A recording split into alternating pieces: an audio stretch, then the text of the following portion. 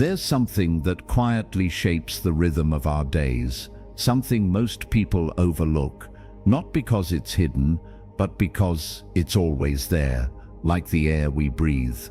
And the older we grow, the more clearly we begin to see it.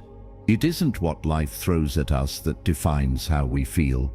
It's not the wrinkles on our hands or the silence in our homes. What truly shapes our days more than anything else is what we choose to focus on.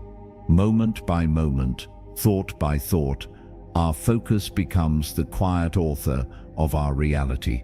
Some people wake up in the morning and the first thing they notice is the aching in their knees, the loneliness in the air, or the list of things that never got done.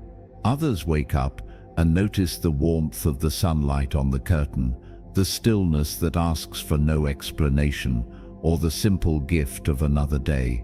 It's the same morning, the same world, but a different experience entirely, not because the world changed, but because their focus did. There's a woman I once knew, well into her 70s, who tended to her garden each day as though it were a sacred ritual. She never fussed about the weeds. She didn't complain when the flowers wilted.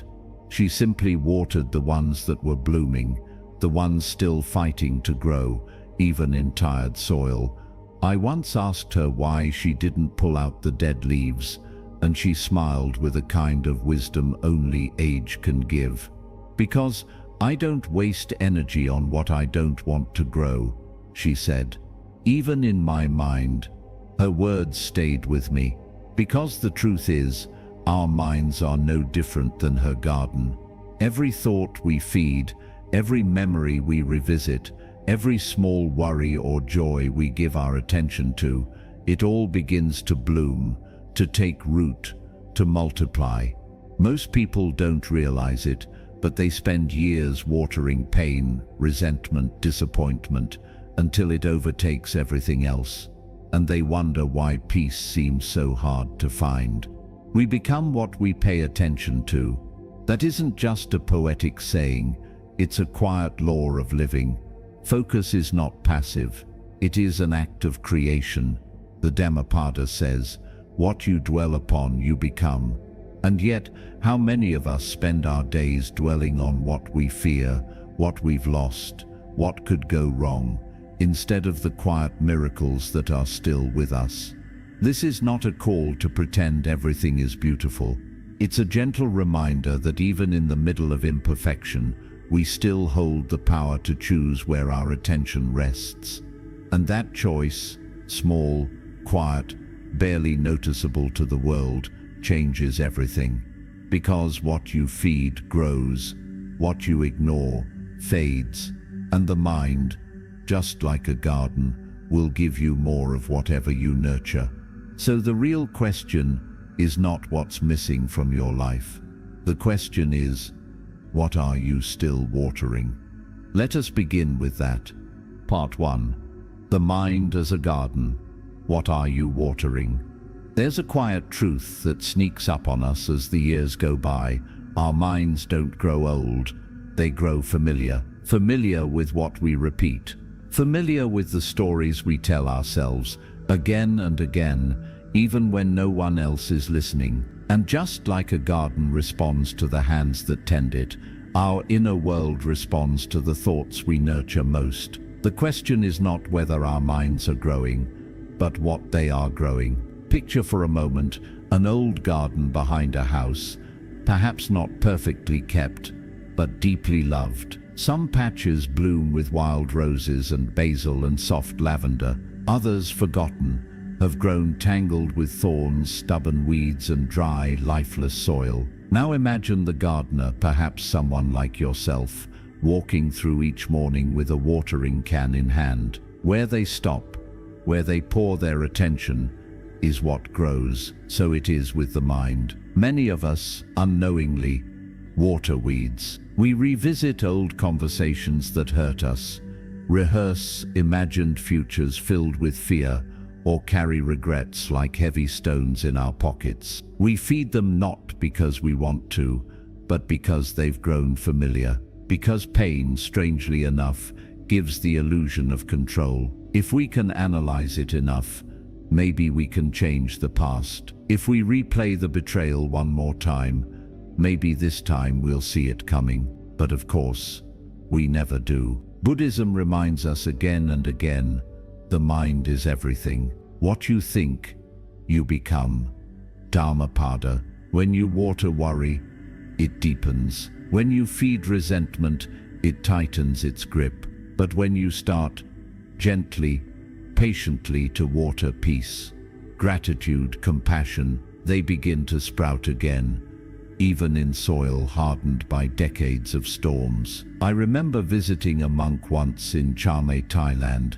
He had a tiny courtyard filled with potted plants. Some were nothing but stems, others were lush and bright. He pointed to a pot with no flowers and said, "That one used to be my anger. I stopped watering it." Then he gestured to a blooming orchid. "This is my patience. I care for it every morning." It was so simple, and yet so profound. In the West, we're often told to fix our thoughts, repair them, battle them, reframe them. But Buddhism doesn't ask us to fix the mind like a broken machine. It invites us to observe it gently and then tend to it like a garden. Not with force, but with care. Not with blame, but with understanding. And so we begin by noticing what thoughts show up most often in your mornings. What memories replay when you're alone with silence? Do they lift you or weigh you down? Are they the fruit of something you want to grow, or the stubborn weeds of an old season long past? The good news is, it's never too late to shift your attention. Even a garden left wild for years can bloom again. All it takes is intention, a little water in the right place, a little light. So tomorrow morning, when your thoughts begin to stir, ask yourself, not in judgment, but with gentle awareness, what am I watering today? And remember, even if the weeds are thick, even if you've fed them for decades, one small change in focus can begin to bring color back to the places inside you that you thought had gone gray. Part 2. You are not your thoughts. You are what you feed. It's a strange thing, isn't it? How we can spend a whole lifetime living inside our minds and yet rarely stop to question who exactly is speaking in there, or what we've been listening to all these years. The human mind is like a constant narrator, whispering judgments, memories, predictions, and fears. And for many of us, especially in our later years, those voices have become so familiar, so practiced, that we no longer see them as passing thoughts. We start to see them as ourselves. But here's the truth that Buddhist wisdom so tenderly offers. You are not your thoughts. You are not your worst day. You are not your fears. You are not the voice that tells you it's too late. What you are, moment to moment, is what you choose to feed. And that, dear one, is something you can change, no matter your age. In the teachings of the Buddha, there is a beautiful metaphor known as the 2 arrows. The first arrow is the pain of life, aging, illness, disappointment, loss. These are inevitable, but the second arrow is the one we shoot into ourselves. The stories, the judgments, the harsh words we repeat over and over, sometimes for decades. We say, "I should have done better. I wasted too much time. No one really sees me anymore." And with each repetition, we feed the fire of suffering. But here's the miracle. You don't have to keep feeding it. A friend of mine, a widowed man in his early 80s, once shared something with me over tea. After his wife passed, he found himself waking up every morning with a single aching thought: "I'm alone." That thought, repeated every day, began to shape the color of his world. He stopped gardening. He stopped going on his walks. Even food lost its taste. One morning, he told me, something shifted. He looked out the window and saw a small bird land on the empty chair across from him. It wasn't profound. It wasn't planned, but in that moment, something simple entered his heart. Maybe I'm not alone. Maybe I'm just listening to the same thought too often. That day, instead of letting the thought of absence take over, he tried a new one. Today, I will look for what's still here. That small decision to feed a new thought changed everything. Buddhist practice isn't about fighting the mind. It's about watching it with compassion, observing without attachment. Thoughts will come and go like clouds, but you are the sky. The sky doesn't panic when a storm passes through. It simply allows it, knowing that blue skies will return. And just like the gardener who tends to blooming flowers instead of dead leaves, we too can choose what mental seeds we nurture. If you constantly focus on your shortcomings, that's all you'll feel yourself to be. But if you begin, even quietly, to notice your strength, your kindness, your quiet perseverance through years of struggle, you start to see a different version of yourself, one that has always been there, waiting beneath the noise. The mind is loyal, too loyal sometimes. It will keep showing you what you've rehearsed. But if you change the script, the scenery begins to change too. So the next time that old familiar voice rises, whether it tells you you're too old to start over, or that your best days are behind you, pause, breathe, and ask, is this a thought worth feeding? Because the version of you that's tired, self-doubting, and full of regret is not the truth. It's just the one you've accidentally given the microphone to for too long. And now, gently, it's time to hand that microphone to someone new, someone wiser, kinder, someone who sees the whole of you, not just the broken parts. Part 3. The illusion of control versus the freedom of attention. There's a quiet kind of suffering that sneaks in during the later chapters of life. Not loud, not dramatic, but persistent, like a slow wind wearing down a mountain. It's the suffering that comes from trying to control what was never ours to hold. The past, the behavior of others, the unfolding of time. And yet, many of us, without even realizing it, spend years clutching tightly to the illusion that if we just think hard enough, worry long enough, or replay the story one more time, we might finally change what cannot be changed. But the more we cling to control, the more peace slips through our fingers. Buddhism teaches us a liberating truth. Peace does not come from fixing everything out there. It comes from loosening our grip in here. In Majjhima Nikaya 131, the Buddha says, "Do not chase the past or long for the future. What is past is left behind. The future is as yet unreached. Whatever quality is present, clearly see it right there." These words aren't just philosophy. They're medicine for the restless mind. There is an elderly man named Thomas I, sometimes think about, a retired school teacher, widowed twice, estranged from one of his children, and quietly battling the loneliness that often tiptoes in when the world no longer needs your opinion or your schedule. He once told me he used to lie awake at night, rehashing arguments he never won, imagining ways he could have changed the course of his children's lives, of his marriage, of his regrets. It was like playing chess with ghosts, he said. I never won, I never slept. One day, he decided to change the game, not by rewriting the past, but by withdrawing his attention from it. He began to pray in silence each morning, not to beg for different outcomes, but simply to listen. He told me, "I finally learned that I couldn't control the storm, but I could sit under a tree and listen to the rain." This is the shift.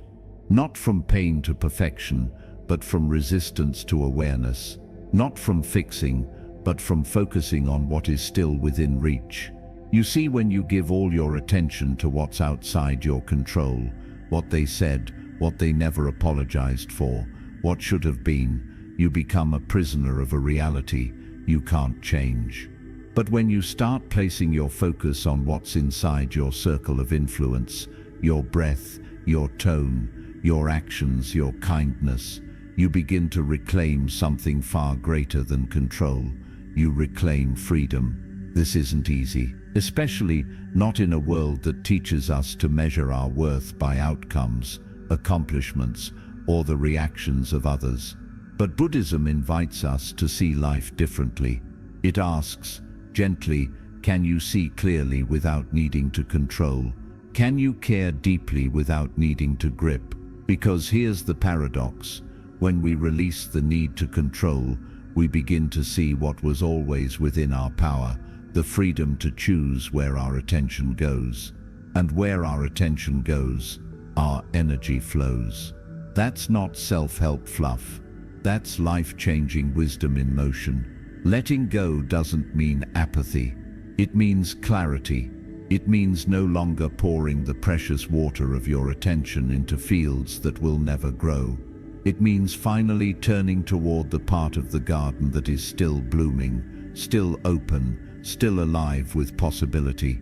So the next time your thoughts reach for what cannot be fixed, try this instead. Pause, breathe, and gently turn toward what you can touch. This breath, this small moment, this sacred now. And perhaps, just perhaps, in letting go of control, you'll find something far more lasting. Peace. Part 4. The practice of refocusing. One thought at a time. If the mind were a room, most of us would find it cluttered. Not from lack of intelligence or awareness, but because over the years we've gathered so many thoughts we never questioned, never sorted, never truly chose, just collected, like heirlooms from a life we didn't entirely design. And now, in the stillness of older age, when the world slows just enough for us to hear ourselves think, we're finally left alone with all that noise. And yet there's something quietly hopeful about that too, because now, more than ever, we have the time, the wisdom, and the presence to clean the room. Not all at once, not perfectly, but with intention. That's what refocusing really is. It's not some big performance or dramatic spiritual leap. It's a gentle daily choice to place our attention not on what we fear or resent or cannot change, but on what brings light, meaning, and quiet strength. In Buddhist tradition, there is a beautiful metaphor often told to monks in training. It goes like this. A young student came to the Buddha, frustrated that his mind kept wandering during meditation. "Every time I try to concentrate, my thoughts pull me away," he said. The Buddha replied, "Just as a cowherd uses a stick to gently guide the cows back when they stray, you too must guide your mind, patiently, persistently, until it learns the path home." That's the essence of practice. Not suppression, not perfection, but return. And for us, in daily life, that return begins with small, deliberate acts of noticing. Imagine you're standing at your kitchen window. The sun is rising. Your coffee is warm in your hand. A thought passes through your mind. "I'm all alone." But instead of accepting it as a fact, you pause. You ask yourself, is this thought serving me today? Maybe it's familiar. Maybe it's been with you for years. But is it true? Is it helpful? Or is it simply a weed you've accidentally watered for too long? Now imagine making a new choice. You breathe in. You look again. You see the light touching the dishes, the birds fluttering across the yard, the way the steam curls upward from your mug like a soft ribbon. And then you choose a different thought. I'm still here. And this moment is full of life. It seems small, almost silly. But it's everything, because that one shift in focus, however quiet, rewires the nervous system, softens the body, opens the heart. And as you repeat it, day after day, your mental camera begins to point in a different direction. You start noticing what's working. You start savoring simple joys. You stop giving your energy to inner critics or ancient shadows that no longer deserve your attention. This is how we reclaim peace, not by forcing ourselves to be positive, but by choosing one breath at a time where our mind will rest. And yes, there will be days when you forget, when old thoughts come rushing in like a tide, trying to pull you under. That's okay. Just come back as many times as it takes, because every return is a victory. Every moment of noticing is an act of awakening. One elder woman I once knew kept a tiny note on her mirror that read, "Today, I choose peace." She told me that on days when her joints ached or when grief whispered through her bones, she would stand in front of that mirror, say it out loud, and then begin again. Some days she believed it, some days she didn't, but over time, she said, peace came anyway. So, start where you are. Start with one thought, one breath, one gentle redirection, and let your practice be this: to keep coming home to the parts of yourself that are still alive, still hopeful, still capable of joy. Part 5. Aging with Grace. Letting go of emotional baggage.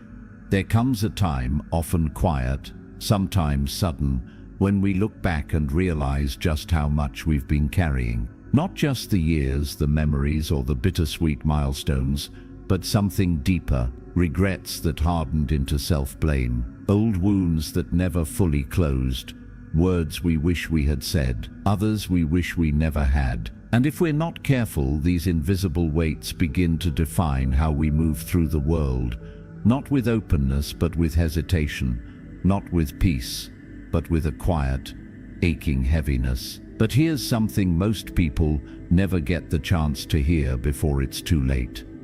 You are allowed to put it down, not because it's all resolved, not because you've untangled every knot in the story, but because you deserve to walk through your remaining years lighter, freer, and more present for what's still unfolding. There's a powerful teaching in Buddhism, one that echoes across nearly all of its traditions: let go or be dragged. Simple, but piercing, because the mind, when untrained, will cling. It clings to identity, to pain, to the idea of how things should have gone. And the older we get, the more practiced this clinging becomes. It becomes part of the way we define ourselves. I am the one who was betrayed. I am the one who lost too much. I am the one who never quite healed. But you are not what hurt you. You are not what others failed to see in you. You are what remains after the storm, the part that endured, the part that still wants to find beauty, even with a tired heart. I once sat beside an elderly woman named Miriam, a retired nurse with soft eyes and a voice that trembled with time. She told me about her daughter, from whom she'd been estranged for almost 2 decades. The wound was deep and raw, even after all those years. Every holiday, she said, I'd sit by the phone waiting for it to ring. Every birthday, every Mother's Day, I'd imagine what she looked like now, what I would say if I had the chance. And each time the silence would come like winter through a broken window. I asked her what changed. She smiled, faintly. One day I realized I was keeping her absence more alive than her presence ever was, and I was dying from it.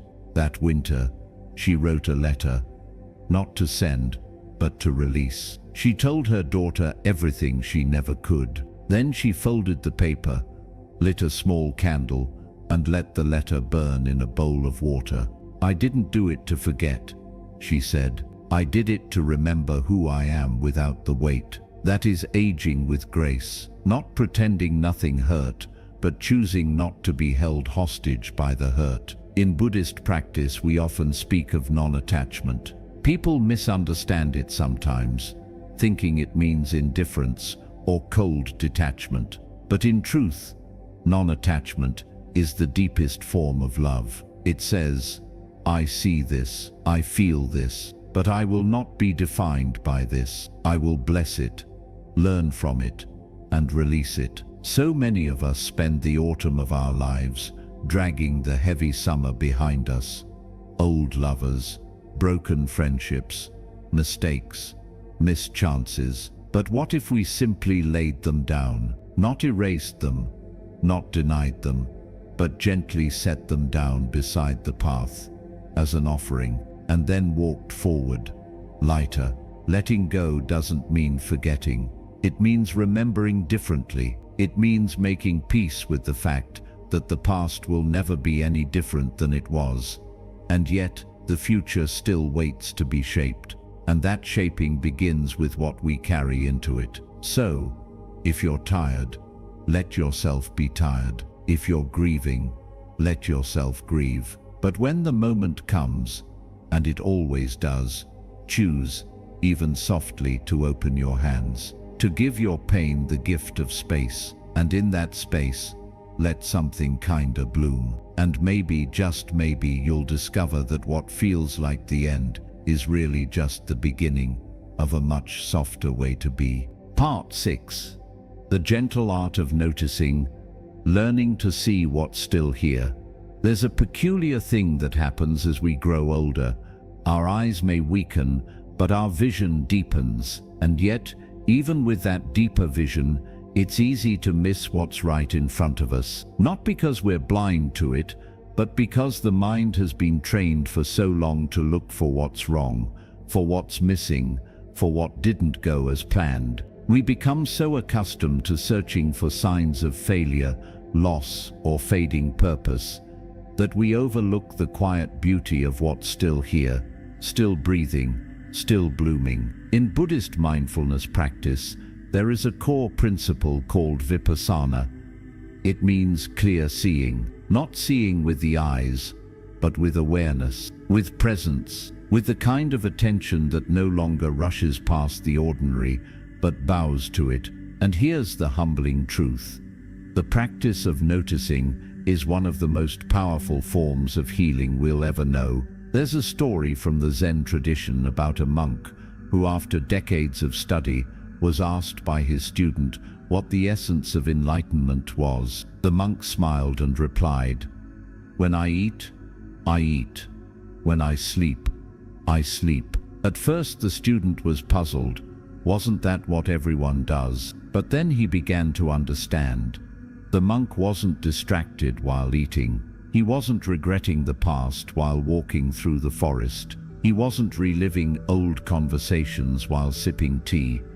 He was fully there, and in that simple act of presence, peace had room to enter. I remember once sitting with a woman named Carol, a grandmother of 5, who had recently moved into assisted living after her mobility declined. She told me, with tears welling up in her eyes, that she used to feel invisible, that after a life of being needed by children, by a spouse, by co-workers, now no one seemed to ask for her anymore. She said, "It's like I'm watching my life from the outside now, like a guest." But then something shifted. One morning she began writing in a small notebook, not to record accomplishments or to-do lists, but simply to notice. She wrote down 3 things each day that she observed. One day it was the way the light hit her windowsill. Another day, the laughter of the nurse in the hallway. Another, the way her tea tasted just right with a splash of milk. "I started seeing my life again," she said. "Not the big stuff, just the little things. But the little things made me feel alive." That's the power of attention.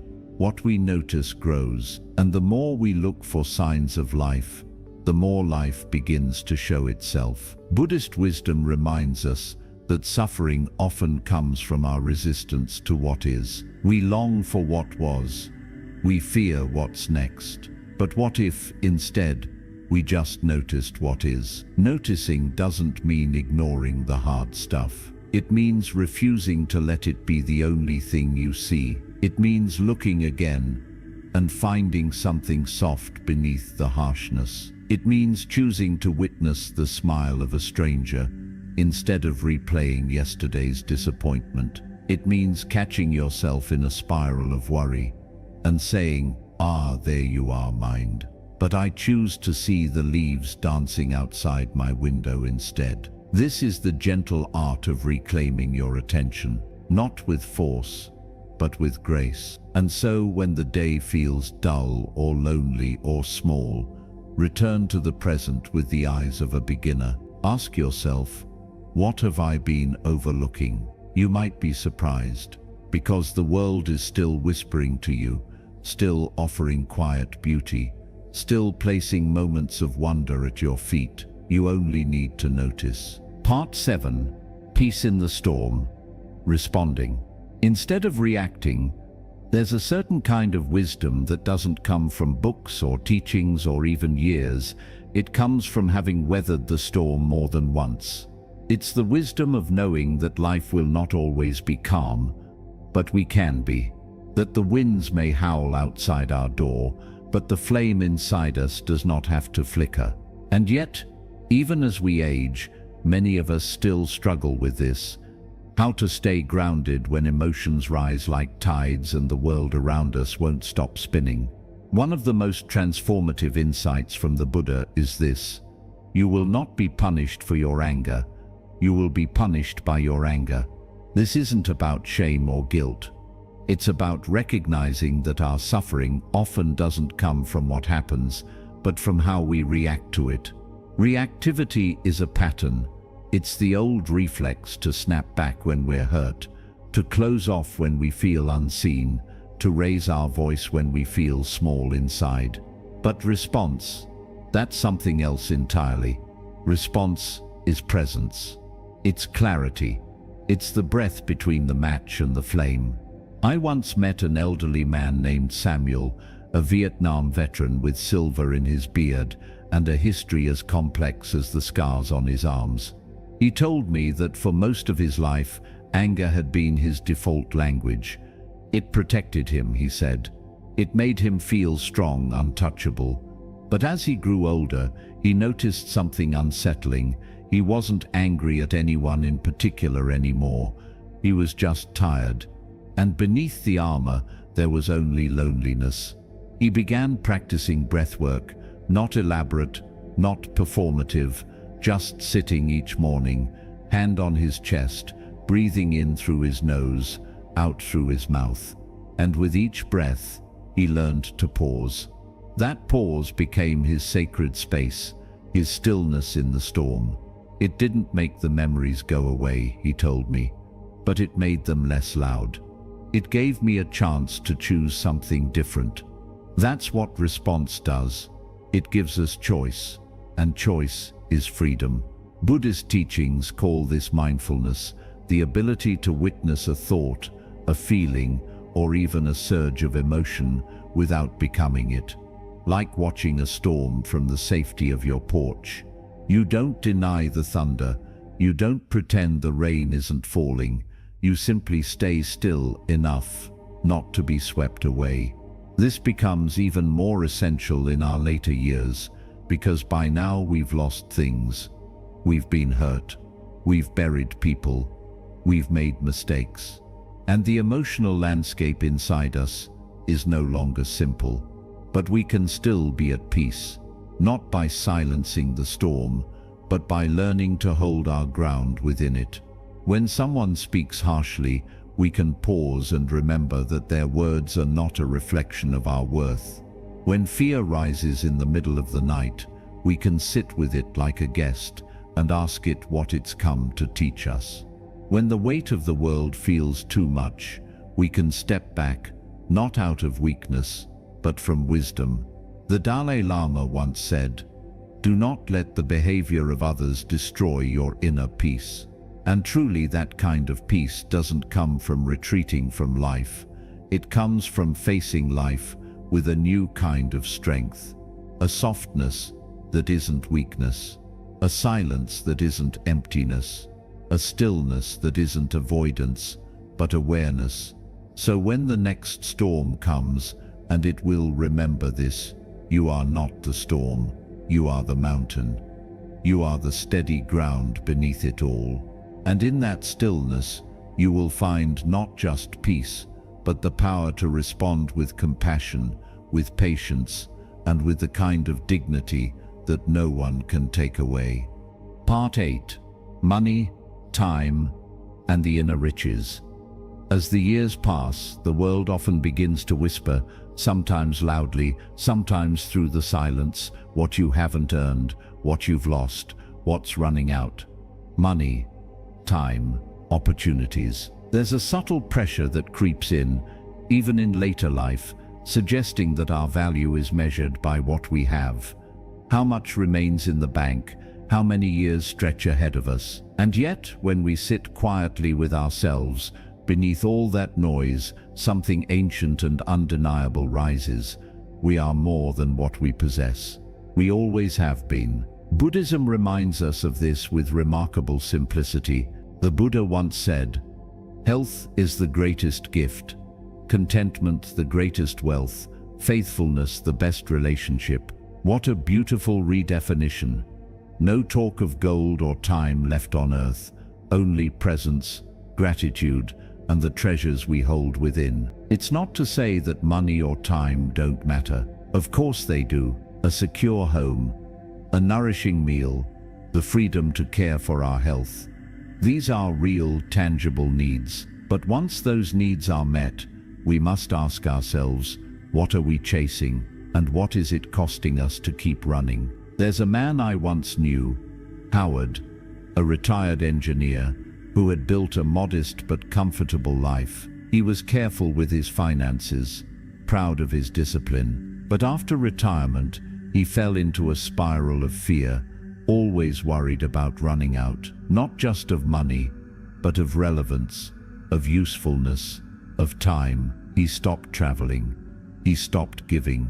He stopped enjoying the very life he had worked so hard to secure. "I was saving for the future," he told me, "but I forgot I was already in it." This is the poverty that often goes unnoticed. Not a poverty of means, but a poverty of presence. In Buddhist thought, one of the greatest forms of wealth is contentment, not settling, not giving up, but learning to appreciate enoughness. And that's a word we forget in our culture. Enough. We're taught to push, to accumulate, to maximize every moment. But in the second half of life, wisdom whispers something else entirely. Slow down, look around, breathe. It is already enough. There is richness in a cup of tea taken slowly in the morning sun. There is wealth in a conversation where someone finally listens to your whole story. There is abundance in a body that still moves, still holds you, even if more gently now. And then there is time. Time, once seen as a race, begins to soften into something else, a sacred offering. We begin to see that time is not only what passes, it is also what opens. With fewer external demands, there's a quiet liberation. The freedom to tend to your soul, to explore forgotten joys, to give your attention to things that matter, not because they produce something, but because they nourish something within. There's a Zen proverb that says, when you realize nothing is lacking, the whole world belongs to you. What a radical, beautiful invitation to stop measuring our lives by the calendar or the ledger, and instead to begin measuring by presence, peace, and connection. So if you find yourself worrying about the money you didn't make, or the time you think you've lost, pause, breathe, ask yourself, what is already here that I've overlooked? What richness lives in your hands, your heart, your stories, your kindness? These are the currencies of the soul, and the beautiful truth is, you never run out of them. In fact, the more you give them away, the multiply. To live richly is not to have more, but to need less and love more. Part 9. Creative expression in later years. The soul still speaks. There's a quiet myth that floats through our culture, often unspoken but deeply felt, that creativity belongs to the young, that after a certain age, the well of inspiration runs dry, that the colors fade, that our stories no longer deserve to be told. but nothing could be further from the truth. In fact, it is in the later years, when life has carved its lines into our faces and our hearts have weathered both storm and stillness, that our expression deepens, not despite our age, but because of it. In Buddhist tradition, the idea of samavaka, right speech, is not simply about speaking kindly or truthfully. It is about expressing oneself from a place of clarity and compassion. And expression in its truest sense isn't limited to speech. It flows through every brushstroke, every poem, every song hummed while folding laundry. It is the soul finding its voice again, even after years of silence. I once met a woman named Judith, who began painting at 78. She had never considered herself artistic, never taken a single class, never held a brush beyond painting walls. But after her husband passed, and the house grew unbearably quiet, something in her stirred. She began mixing colors, at first uncertainly, then boldly, and painted with a kind of freedom that only life and loss could unlock. Her paintings weren't polished. They weren't technically perfect, but they were real, full of emotion, full of story. It's not about being good at it, she told me. It's about giving my feelings somewhere to go. That right there is the sacred gift of creative expression. It gives shape to what words cannot hold. Too often, older adults are encouraged to be still, to rest, to live quietly. But stillness doesn't mean silence, and rest doesn't mean absence. There is an entire landscape within each of us. Decades of laughter, sorrow, longing, transformation, waiting to be poured into something meaningful. It could be writing your memoirs, not for publishing, but for your grandchildren. It could be returning to the piano, even if your fingers are slower now. It could be sewing, storytelling, singing, gardening, or simply speaking your truth to someone who needs to hear it. Every act of expression is a mirror, and in that mirror, we rediscover who we are. In Buddhist teachings, the self is not a fixed thing. It's unfolding, always becoming. So who's to say that the most beautiful part of your voice isn't rising now, in the quiet? There's an old Zen saying, the flute is silent until the breath arrives. You may feel like the instrument is rusty, forgotten, but the breath of presence, of attention, of heart, can bring music again, perhaps softer than before, but no less powerful. The truth is, after 60, 70, 80 years of living, you are filled with things the world needs to hear. Not advice, not perfection. Essence, experience, humanity. And perhaps what your soul is asking now is simple. Can I speak again? Can I create without judgment? Can I share something that comes not from my head, but from my heart? The answer is yes. Not only can you, but you must. Because expression is not about proving worth. It's about honoring existence. It's about telling the world, gently but clearly, I am still here. I still feel. I still have something beautiful inside me.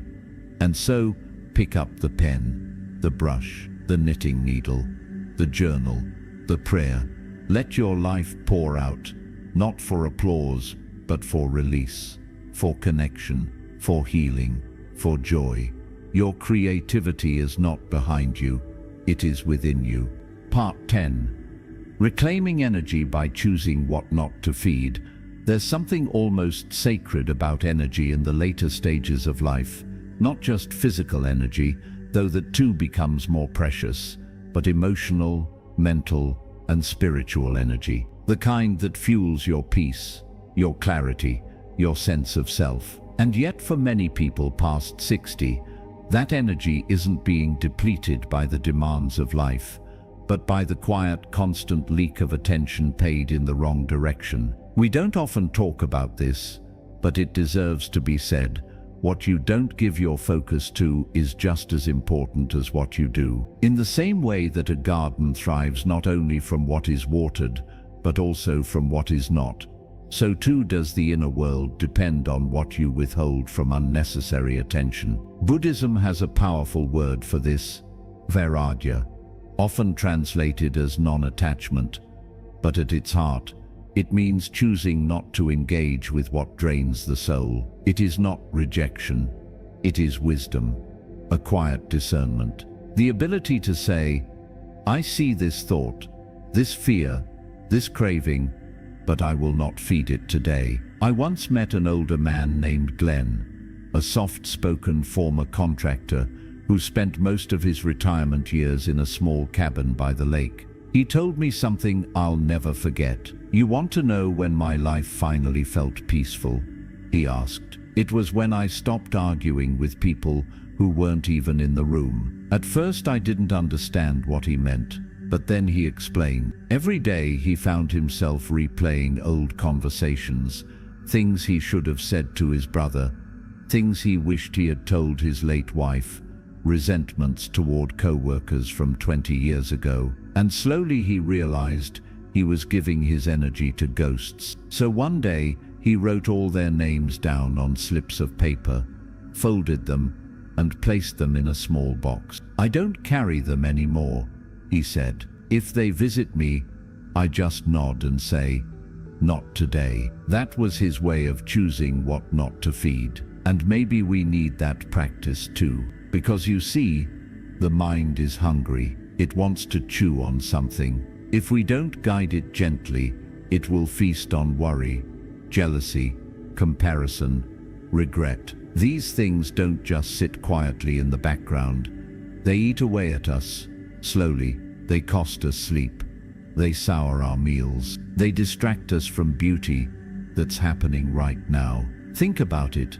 How many times have you replayed the same disappointment, hoping this time it would end differently? How often do you scroll or sit or stare, reliving a moment that is no longer yours to fix? Buddhism teaches that awareness is the first step to liberation. Noticing that your attention has been hijacked is not a failure, it's an awakening. And so the practice becomes simple, but not easy. Begin to starve what no longer serves you. When a familiar fear arises, notice it, but do not entertain it. When the old blame resurfaces, greet it, but do not sit down for tea. When you find yourself drifting into criticism, gently ask, "Is this where I wish to spend the last light of this day?" Because that's the deeper truth. Your focus is not just a habit, it is your vote. Your energy is your investment. Your attention is your spiritual currency. And when you stop spending it on stories that keep you small, bitter, anxious, or tired, you don't just feel lighter, you become lighter. Like a bird shedding old feathers, like a tree releasing leaves in fall. So today, make a quiet vow to yourself. I will not water what withers me, and little by little, the weeds will fade. The noise will soften, and in their absence, something miraculous will return. Your clarity, your vitality, your presence. Part 11. The hidden power of attention over intention. In today's world, we're often told to set intentions, to visualize, to affirm, to dream bigger.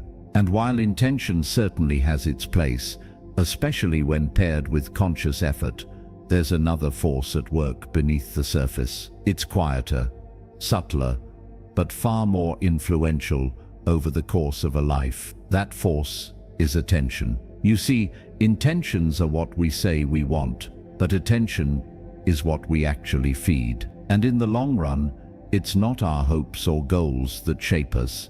It's what we consistently focus on, day after day, thought after thought, even when no one else sees it. Buddhist wisdom invites us to examine this distinction with clear eyes. Where the mind goes, energy flows, the old saying goes. But there's more to it. Where attention lingers, identity forms, and this is where it becomes deeply personal, because many of us, especially later in life, carry beautiful intentions. I want to be at peace. I want to feel more joy. I want to reconnect with what matters. But if we're honest, where is our attention actually going? Is it still drifting toward comparison, toward worry about things we can't control, toward grievances from long ago that have long stopped evolving? If so, then no matter how beautiful our intention may be, it is attention that is writing the story. There's a simple yet profound Buddhist analogy that illustrates this. Imagine two wolves inside you. One represents fear, anger, jealousy, and regret. The other represents love, compassion, patience, and peace. Which wolf wins? The one you feed, always. The one you feed. I once knew a woman named Lillian, a retired librarian with a gentle demeanor and a sharp wit. She had a journal filled with positive affirmations, quotes, and dreams she had collected over the years. Every morning she read them like prayers, but one day she admitted, "I don't feel any of it. I read them, but then I go back to feeding the same anxieties." That realization shifted something in her. She began practicing micro-awareness, not grand gestures, just tiny shifts in attention throughout the day. Instead of worrying about her health every time a new ache appeared, she acknowledged it and then turned her attention to the breath. Instead of ruminating about old conversations, she practiced noticing the warmth of her tea, the pattern of sunlight on her wall, the softness in her breath, and slowly something changed. "I stopped trying to intend peace," she told me. "I started living in it, one moment at a time." This is the power of attention. It's not loud, it doesn't demand applause, but it rewires your inner world in ways intention alone cannot. So ask yourself gently, where does your mind settle when it's unguarded?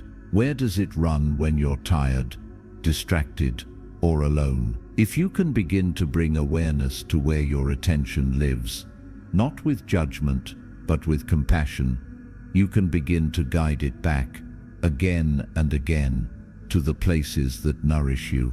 Because here's the truth.